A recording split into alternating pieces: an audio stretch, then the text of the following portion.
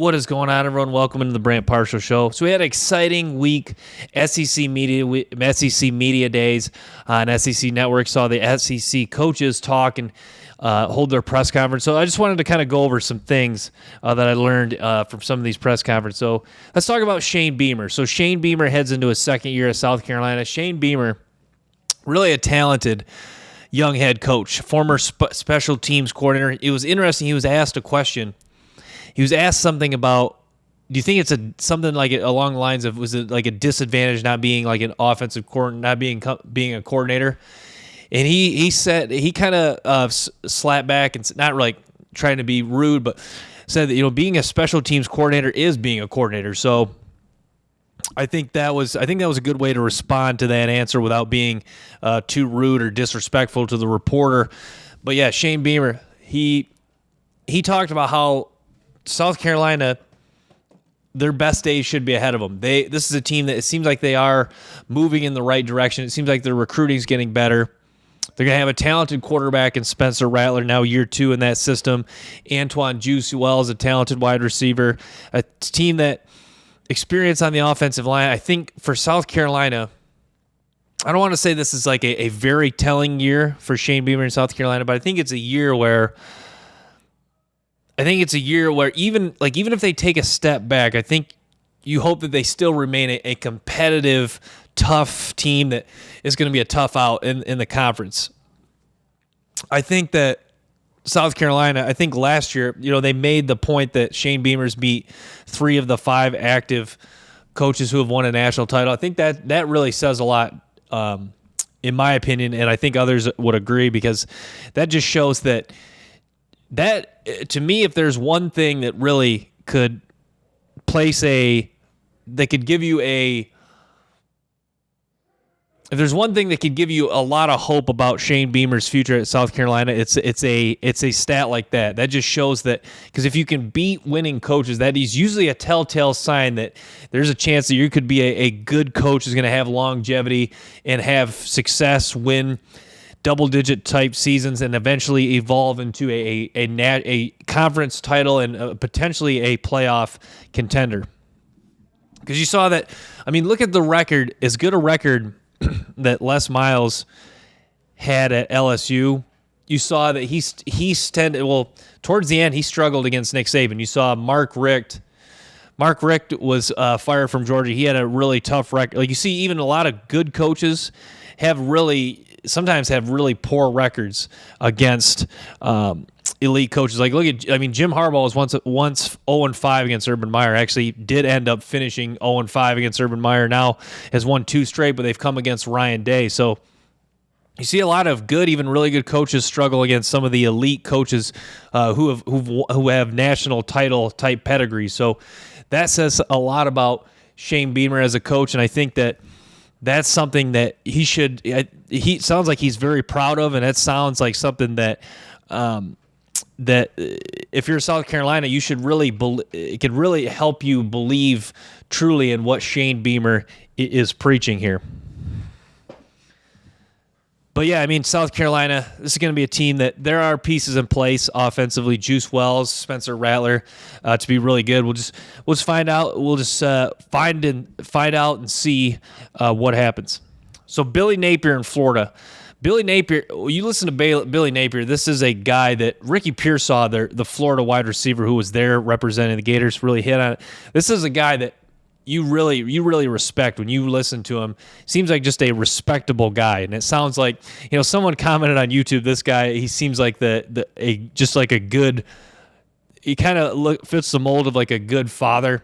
Like I don't know how Billy Napier is as a father, but I could typically the way you go about yourself speaking to others and the way you coach, usually that is a representation of how you are as a family man, as a dad. So I think Billy Napier, I'm sure, is a good family man. But besides that point, I think that Napier is a guy that in year 2, I think you're going to see even more buy-in from the Florida players. And he made the point of 93% of their team that was with them in January is still with this team. So I think that he's trying to make the point that he's trying to back up the point that the players are really buying into what Napier is promoting here at Florida. And year 2 could be all systems go for the Florida Gators. I think I had the comment, one of you guys commented, I'm not sure if you're a subscriber or not, but Florida could be sneaky good. I think that is the perfect way to put it. Florida could be sneaky good. Like, this could be a team where maybe Florida has a season where they play Utah Thursday night, August 3rd. Maybe they lose a game or two early, but you see them towards the end of the year start to get hot, and they're one of those teams that's, they got a few losses. Maybe they finished 2 or 3 losses, but at the end of the year they're playing hot, and they really are kind of taking on the identity of a Billy Napier team. And I think that leads into my next question. What is Billy Napier exactly? What is his identity? I haven't really, to be fair, I got to do a little more homework and see what the identity of his Louisiana teams are. But it seems like this is a team that, I think the identity that they're going to take on is it's a team that's going to be a strong, cohesive unit, a team that is just tough, is relentless, plays together, kind of a lot of things that are cliche, but sometimes are not always evident in some teams. So I think that Napier, with the respect that Pearsall touched on with the media, I think that when the coach has the players' respect, you're going to see a consistently high level of play. So I think that's going to translate to, this kind of has a feel, maybe Florida's a little bit like Penn State last year. Maybe they drop the game to LSU, and then maybe they lose another game that they're not supposed to. But I think that could be the type of season Florida has, that they're consistent, but they lose to they have 2 or 3 losses, but they're just to 2 or 3 better teams at the time. And by at the time, I mean next year. So, yeah. If you talk about talented players, Ricky Pearsall Jr., reliable receiver, former transfer from Arizona State. They also have Jason Marshall, a talented cornerback. They bring in Aiden Mizell. He's a very talented true freshman at wide receiver. So Florida, I've touched on Florida. There is pieces, there is offensive playmakers in place for this offense to really take off. We'll see what Graham Mertz does. So Billy Napier, I was interested in what he was going to say about Graham Mertz, because he had talked about Graham Mertz before, and I think he does truly think highly of Graham Mertz. He referenced him being a really good person and a player. He's a guy that has experience. I think that's something that Billy Napier emphasized in his press conference. He is looking for guys that have played a lot of snaps, experience. I think that is kind of the way to go in the transfer portal. I think that is a good approach to take, because I think he understands this is a younger Florida roster. I think you've seen kind of a lot of turnover. You've seen a lot of guys. They've had some guys. I think there's just not as many of the Dan Mullen players kind of left. You see, it is kind of like a turn. This year is more of will be more of Billy Napier's team. But there's just a lot more of his guys via the transfer portal. But I think that the team they have now, I think that the mixing a lot of veteran guys with a lot of snaps like Graham Mertz, I think, is a good approach. And Graham Mertz, despite what you think about him in Wisconsin, this is a guy who he does have some upside in his game. I mean, fairly strong arm.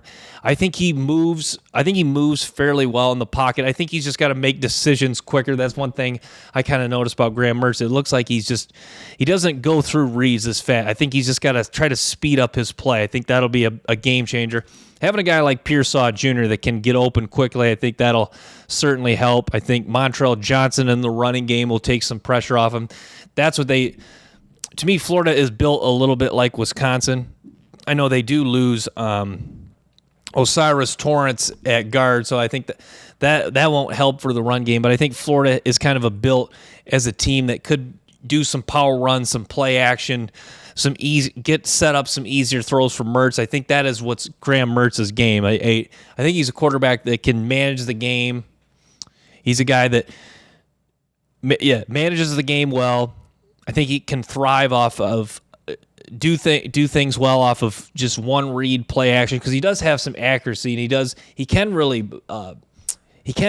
have a fairly quick release, and he is fairly good in the intermediate and short range accuracy. So I think Mertz has a skill set in this Florida offense where he could have some success, but he's got to win the job. They do have the other quarterback too, that Pearsall was asked about, a former transfer from Ohio State, and he talked about that. He kind of Pearsall was respectful to both guys. Talked about what both guys did well. Talked about how it's going to be a competition. So I think that'll be fun to watch, and I think it's cool to ask the players what they think about the players, because they usually it goes back to I've touched on this before. Nick Saban says the players know who the best players are. So Ricky Pearsall, it's cool that he was complimentary of both guys. Talked about things that both guys did well. Sounds like Grant. He kind of reiterated that Graham Mertz, a good guy. Sounds like there's leadership qualities about him. So I like that what Pearsall said there. So it'd be fun to see how the quarterback race kind of unfolds in Florida. So I'm going to move on from the Gators now. Let's talk Nick Saban's press conference. So Nick Saban was asked about the question marks on his team, and I like the way Nick Saban answered. He said every year there's really question marks about your team because each team is different. Even though you could have a team that returns almost, and Nick Saban didn't say this. This is what I'm saying.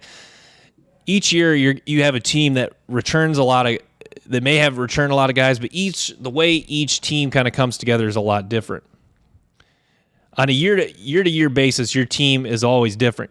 And I think Nick Saban and the players, like the players on the 2011 Alabama team would say, even though they won it back-to-back at 11-12, the 2011 and 12 teams seemed like fairly they were different teams overall, even though they had a lot of success.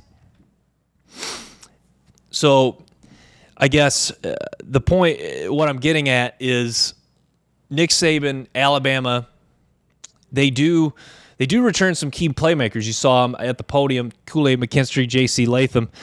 But they are doing a new quarterback, and Latham said it best. They are going to have to step up and play better because with the uncertainty at quarterback, Bryce Young covered up a lot of holes with his ability to make plays off a structure, off a script.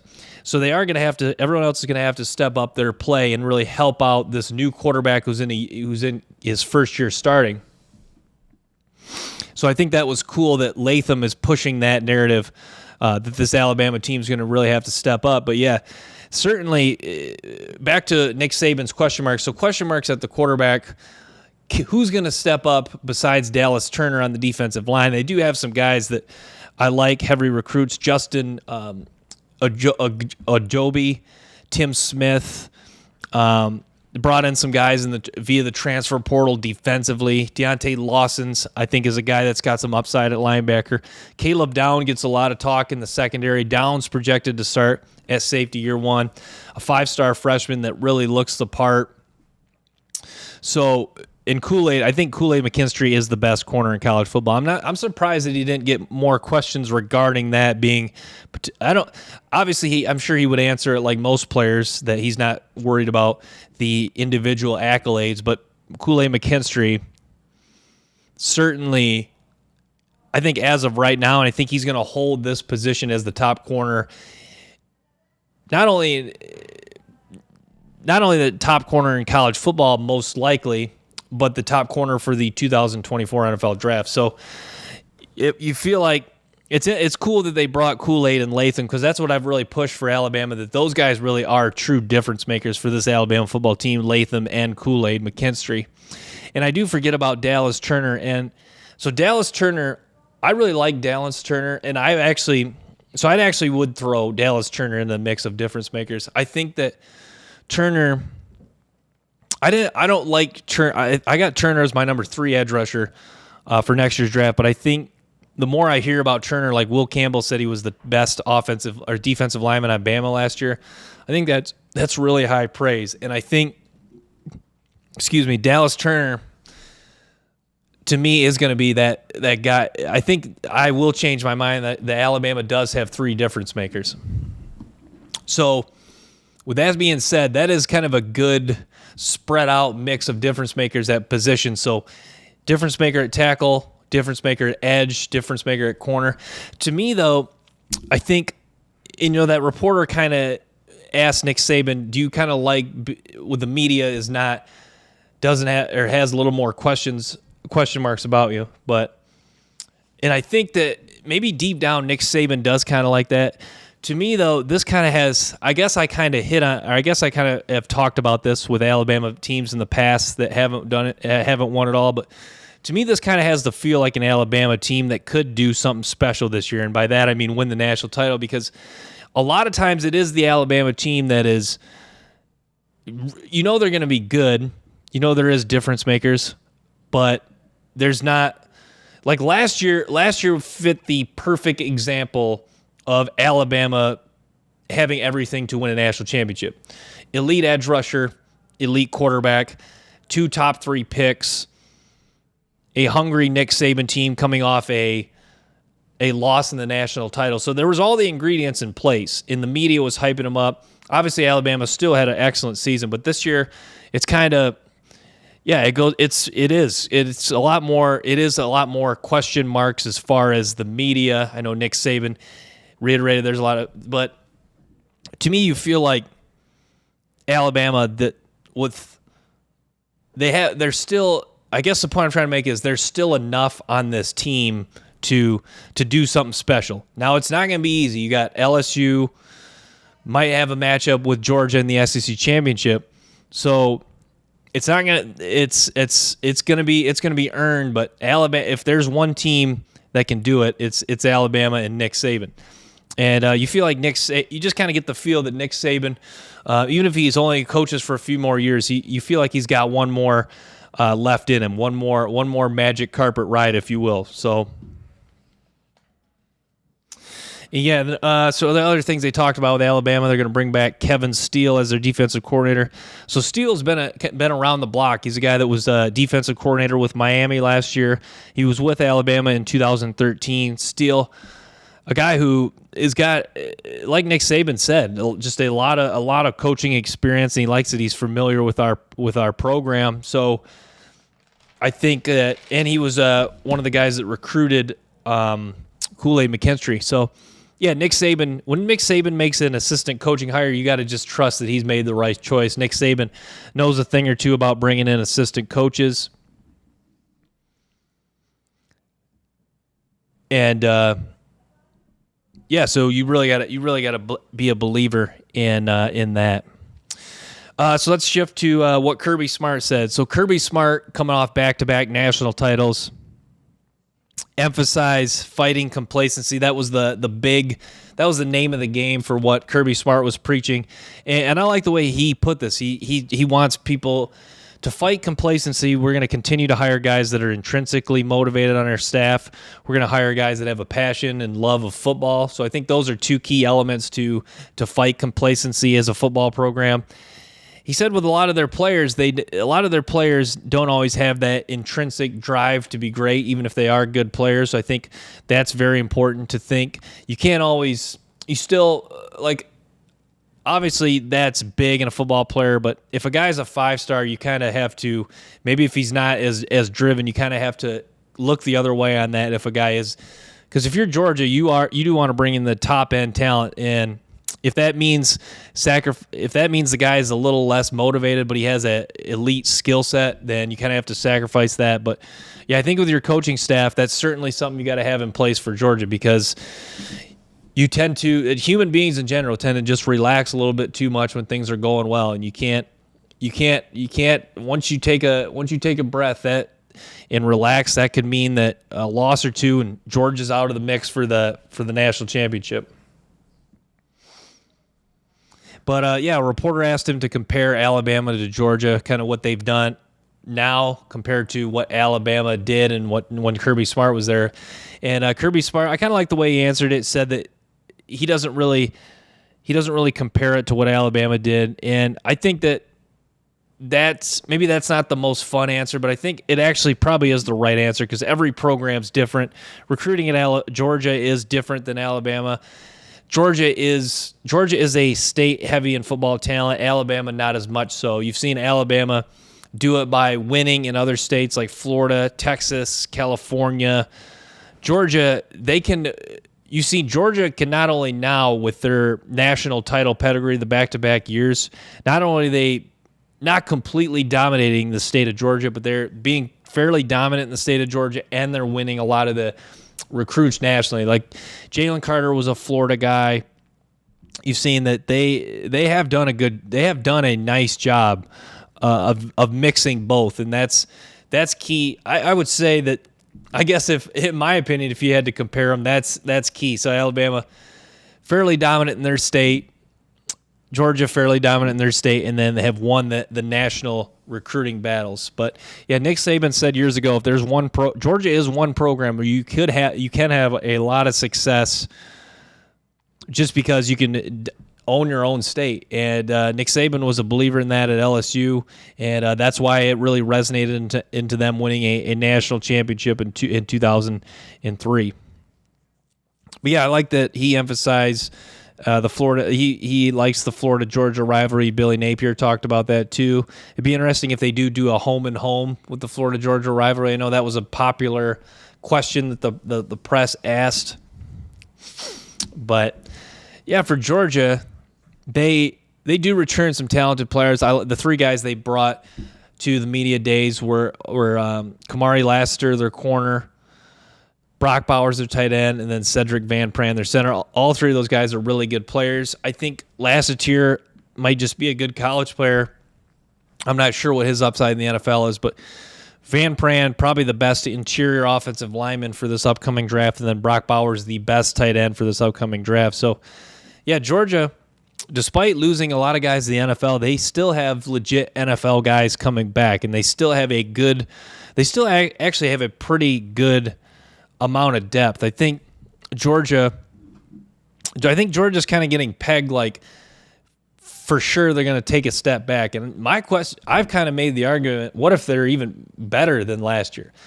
Now, saying that they're going to be better this year doesn't automatically mean that they're going to win the national title. There could be a team that maybe Alabama's better than Georgia this year or this upcoming year, and Georgia in 2022, and Alabama wins it all, or LSU's even better than Georgia last year or this year. So that doesn't always mean, just because Georgia's better, that doesn't always mean that they're still the best team overall in college football. There could be other teams that take even a bigger leap ahead of them. But Georgia, like Brock Bowers, certainly a key difference maker. So, I mean, like if you look at Georgia's offense, like if you didn't know, like if you knew, like if you're a casual college football fan, you probably just know Brock Bowers. Like if you didn't know anything else, knowing that they returned Brock Bowers, like that's a critical piece in itself. You've seen that the tight end position, and Brock Bowers specifically, has meant so much to this team. And he's not just a pass catcher. When I've watched tape on him, you really get appreciation for what this guy can do as a blocker. And Kirby Smart talked about what just a good, quiet, incredibly hard worker Brock Bowers is. And this is a guy coming from, speaking of getting talented players outside of Georgia, coming from California, it seems like this is a guy that's really been driven to have a lot of success. And I think you're going to see that this year. Quarterback's going to be a question for Georgia, but I say a question, it's a small question for Georgia, because whoever the quarterback is, you know that the Georgia offense is going to be stable by their offensive line, by Bowers, enough wide receivers. Not that they're going to be strictly a game manager, but they're already in a really good position to have success. So I wouldn't be too worried about the quarterback position for Georgia. It looks like it's going to be Carson Beck, the starter. So, and then defensively, I mean, the secondary, there is a lot of talent in the secondary. Malachi Starks, Javon Bullard, Kamari Lassiter, and not just high-end talent, but a lot of experience, too, in this Georgia secondary. And experience at linebacker. Defensive line, I guess, a little bit of change, but you do have some guys that played a lot of snaps last year, like Nazir Stackhouse and Mykel Williams. Mykel Williams is a guy that, he's a guy that should be a prime candidate for a monster breakout year. He certainly has a talent, former 5-star, flashed a lot of ability. I think this is a guy that is really going to come into his own this year, and this is a guy that you could be talking about in 2024 as a top 3, top 5 pick. So I think it'll be fun to see how Michael Williams develops. But yeah, Stackhouse, another guy, D tackle, played some snaps.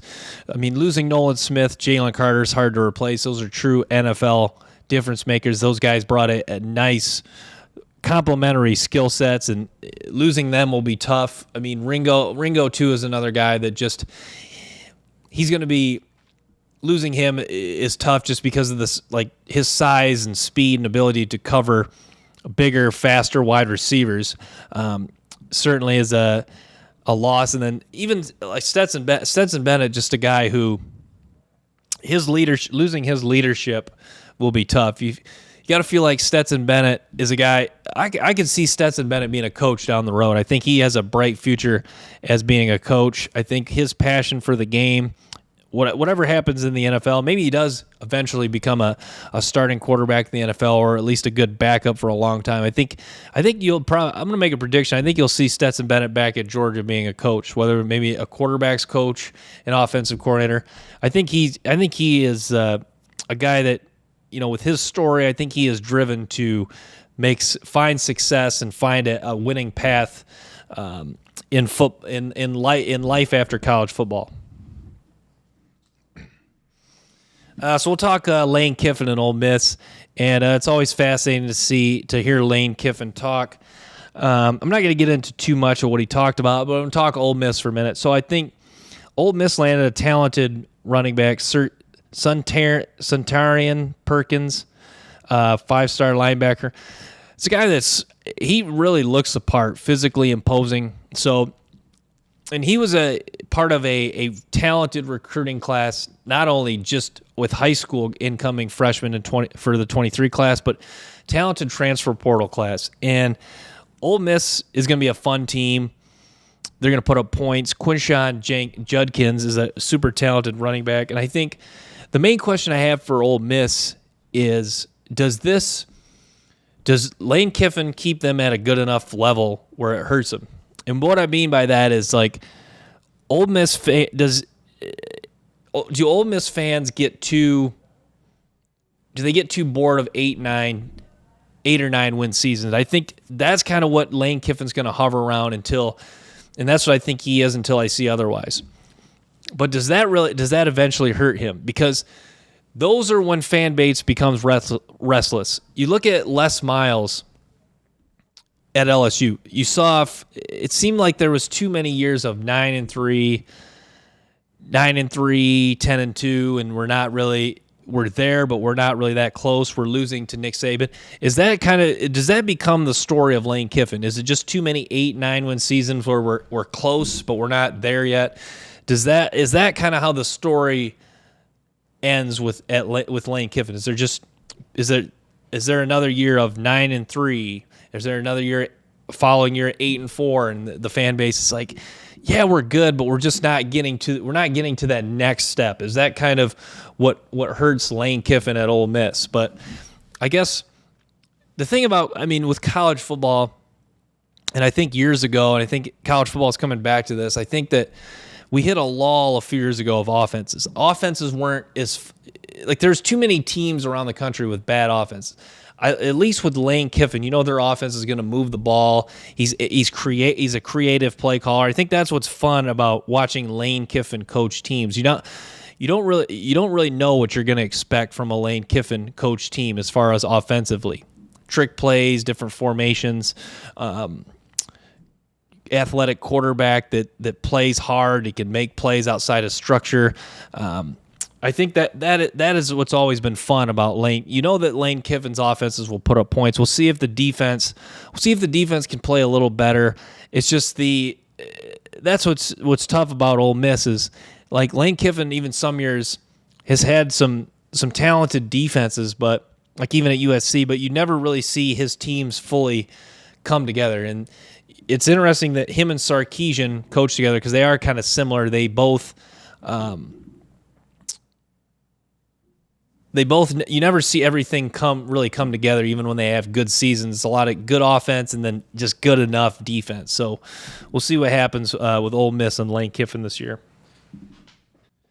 So let's touch on LSU. So I talk LSU a lot in my other channel, and I think that I like Brian Kelly's demeanor. I think he's confident. I think he understands that this is a big year for him.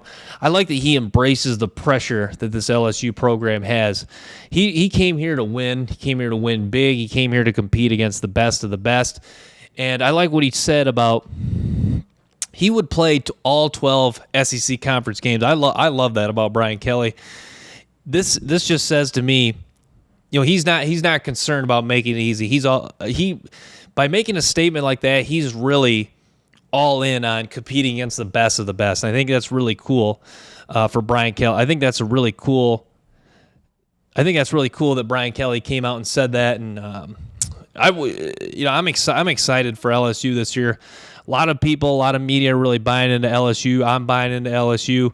Jaden Daniels the hype is there for Heisman. It's going to be a team they got playmakers offensively and defensively. If you look at Malik Neighbors at wide receiver, Mason Smith in the defensive line. The secondary, a little question, but two really good linebackers in Harold Perkins and Omar Spates. And I like that Brian Kelly said that last year Harold Perkins was really just playing athlete. This year we want him to truly play linebacker, and we want him to truly learn the linebacker position. Last year, just kind of just throw him out there, told him to go after it, go make plays, go use your intuition and just fly around the field. But Harold Perkins, a true difference maker defensively. Mason Smith, one of the best defensive linemen, maybe the best defensive tackle for next year's draft, or that is 2024 draft eligible.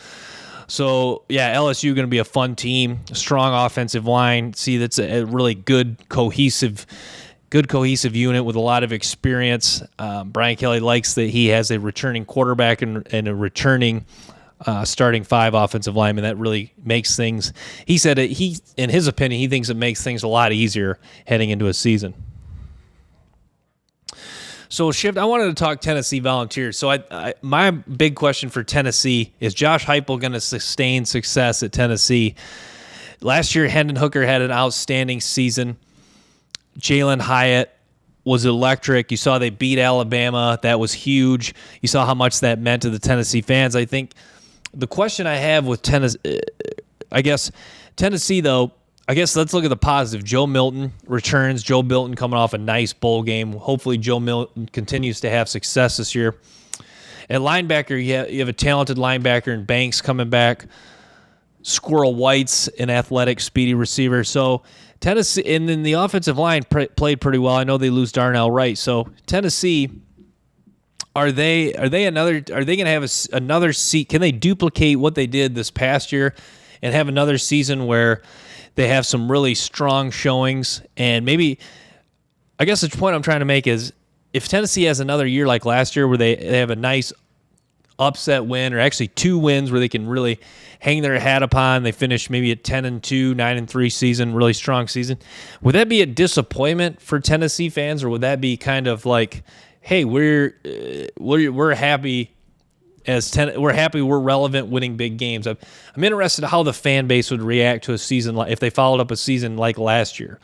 Or as a Tennessee fan, are you just so hungry for another national championship for the first time since '98 that you want to see them take even another step this year?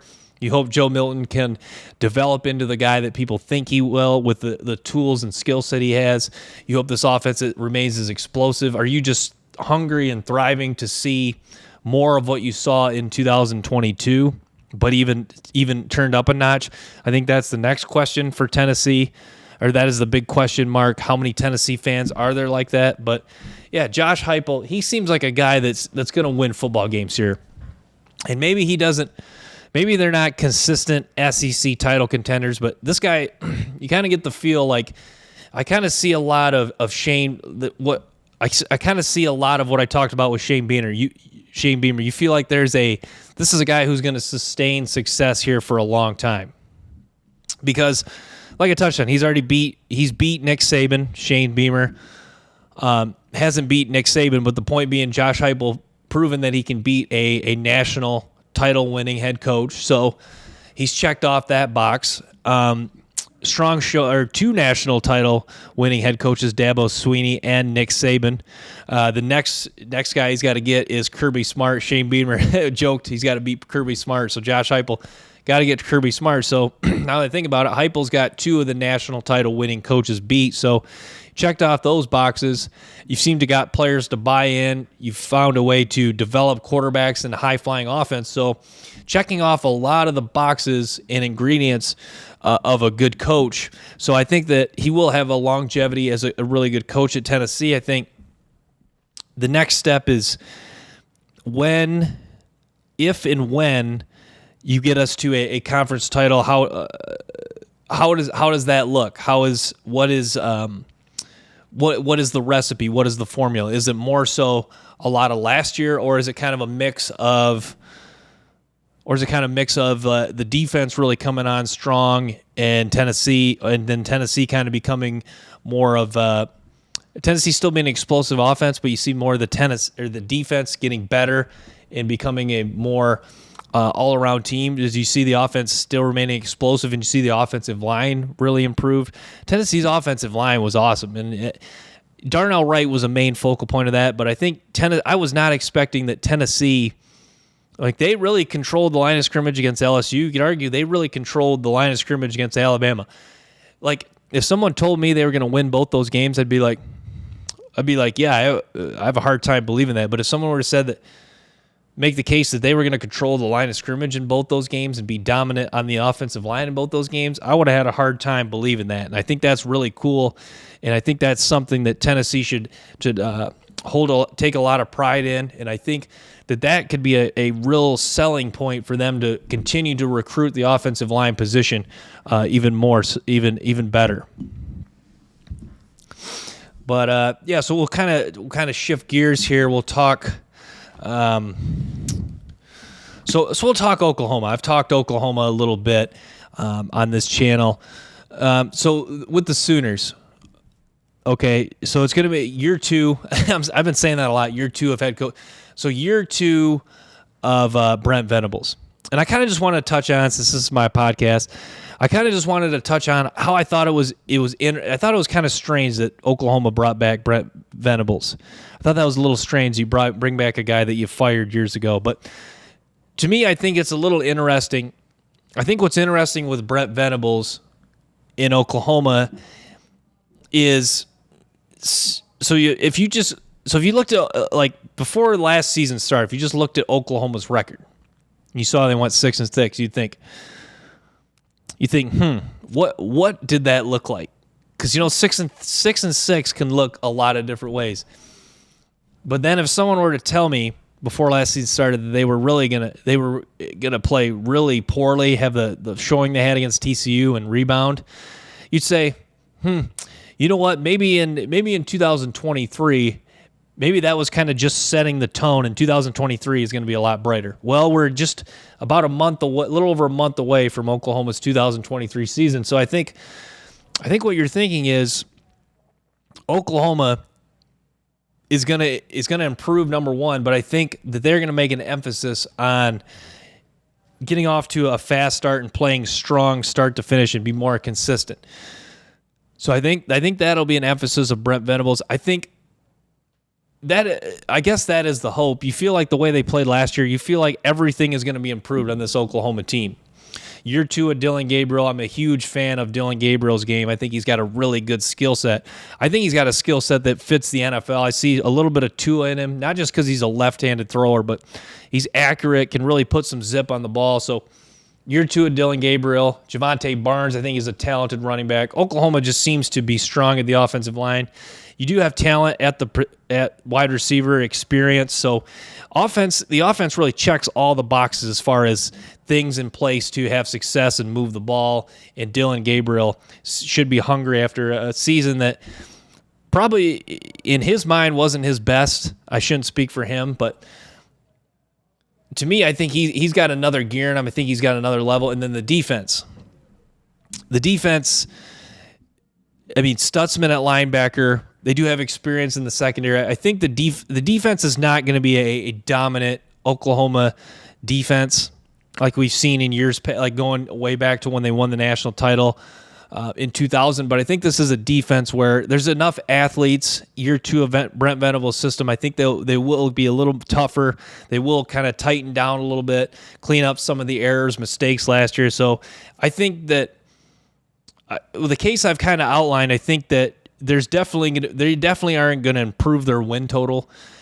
Now, I think the next question is Oklahoma a conference title contender? I'm going to say yes, but I kind of get the feel like Oklahoma, similar to when Lincoln Riley was there, I don't think they are a conference title contender yet.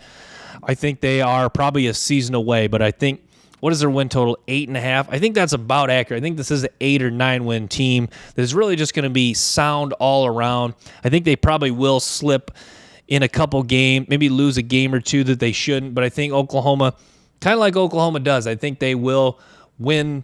I think they will win convincingly in several big games. And I think this is a team that does have a shot to play for a conference title, even though Big 12 quietly fairly is a little stronger now. I mean, Oklahoma State's always in the mix. Kansas State's pretty tough too. So Oklahoma, not going to be the easiest path in the world, but there is a route for them to win the conference title and be competitive once again. But yeah, we'll shift. So we'll talk a little Kansas State. So Kansas State, the last time we saw Kansas State, they were beat badly by Alabama in the bowl game. And when you look at that game, you kind of go, if you just watch the first half, you're like, wow, Kansas State, they look like they're going to go toe-to-toe to Alabama. Maybe this team is legit. This team is, wow, next year they could really be dominant in the Big 12. And next year, now, if you see the second half, I'm sure you could still think that. I know Alabama pulled away. But Kansas State, it seems like under Kleeman, they really have an identity. Chris Kleeman, they really have an identity at Kansas State, and that is we are tough at both sides of the line of scrimmage. Kind of like who was the coach? Bill Snyder kind of built Kansas State on. I think with the Pac-12 becoming more of a space and finesse team, the way that Kleeman has built this program. Like, they won the line of scrimmage against TCU. That's why they won that game. People can make excuses for the officiating. Kansas State controlled the line of scrimmage in that football game. That's why they beat TCU in the Big 12 championship. So just building a team upon that foundation in the Big 12, I think, is huge, especially with a conference that has not developed a lot of offensive linemen. So I think that has been critical to Kansas State's success, and they've done a good job of getting enough athletes, and they're developing players. Like you saw, they had a few guys drafted last year. Deuce Vaughn, the corner, the Colts took. So they've had a good mix of building the trenches and then developing players. And I think that is a formula. That's a formula that obviously can win anywhere, but I think that is a formula that can really keep the Kansas State Wildcats having success. And so, yeah, I'm a believer in Kansas State. They do return Will Howard at quarterback. So, yeah, I think Kansas State will be really good. I think they'll be in the mix as one of the teams up there to win the conference title. So, yeah, well, let's talk TCU. So, TCU, phenomenal year. I know it ended harshly against Georgia, but do return Max Duggan. Very talented, they lose Max Duggan, sorry. But TCU, they do return some talent. Newton at corner. I think this is a year where you'll find out a lot about Sonny Dykes, because Sonny Dykes kind of before last year was that above average coach, 7-8 win guy. Certainly has not been a bad coach, but really, with the exception of this year, has not really done a whole lot of great. So I think this year is very telling for Sonny Dykes that can they sustain success at a high level? Was this past year kind of just an outlier where things came together? We had a outstanding leader at quarterback, NFL wide receiver, some NFL guys on defense that really gelled together, came together as a cohesive unit. So was this kind of just a mix of all things coming together? Is he still a above average coach where everything was all kind of everything was a perfect storm, if you will, or is this an example of, hey, we've made a statement and we have found a formula for success? I think that is a big question for TCU, and you hope for TCU's sake. Usually, the teams after a national title don't fall off. Hopefully they do not fall off a cliff, but usually the year after a national title, like you saw Auburn from 2010 to 2011, you saw they took a step back, but it wasn't like a huge step back. You saw 2 years after. Usually, even if a team is moving backwards after a national title, it's usually 2 years later. So I guess what I'm getting at is, even if Sonny Dykes, say they go 8-4 this year, that may have some room for concern. But let's say 2 years from now, I know that's a long time away, but say they really fall apart 2 years from now, then you probably think it's safe to say then that is the case for all things really had come together in 2022, and it was more so an exception and really not. It was more of an exception and not really the true, not a true representation of what Sonny Dykes is. But Sonny Dykes seems like a confident guy. It seems like a guy that his players will get up and play for. So, yeah, I think I'm rooting for TCU and Sonny Dykes to have success. So we'll see what happens, and we'll see how they follow up a conference title and their first playoff appearance. We'll see what they do in 2023. So I'm going to wrap with that. Thanks for tuning in to the Brant Parshall Show. Make sure to stay tuned for more episodes and clips from the show. Till next time, peace.